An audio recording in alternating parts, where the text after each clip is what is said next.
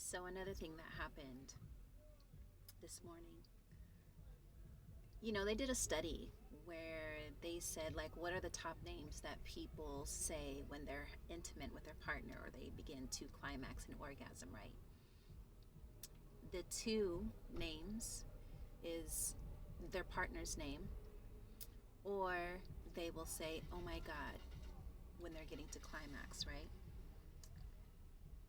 Today I was listening to this guy because he was literally parked right in front of me, and he had to be from like New York or something because his accent and just his whole body language and all of that expressed all of that energy. So he was very loud, but he sings. So he was very like trying to tell the other person of his successes and what he does and this and that.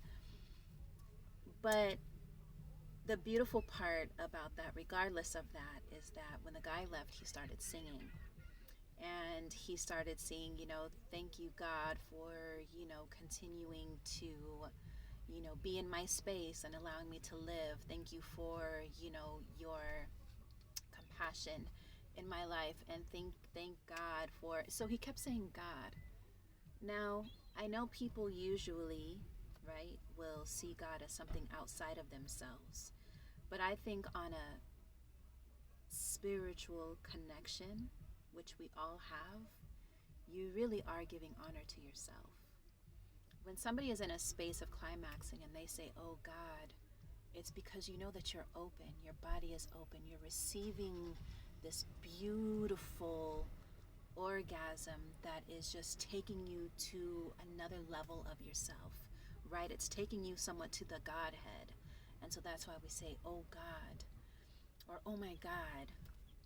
And with him, when he speaks that, because he was telling a story about how he was in prison and, da da da da da. But he really is speaking to his higher self. Like, thank you, God.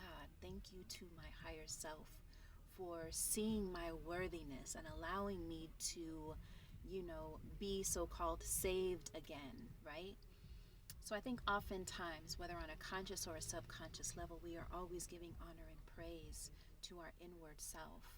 Even though he may be projecting it as something outside of himself, it's always something internal. And so I think it's a beautiful space to, kind of listen to people. I think that's kind of been my greatest experience here, is just being still and listening to conversations, that people have with themselves or with me or with others.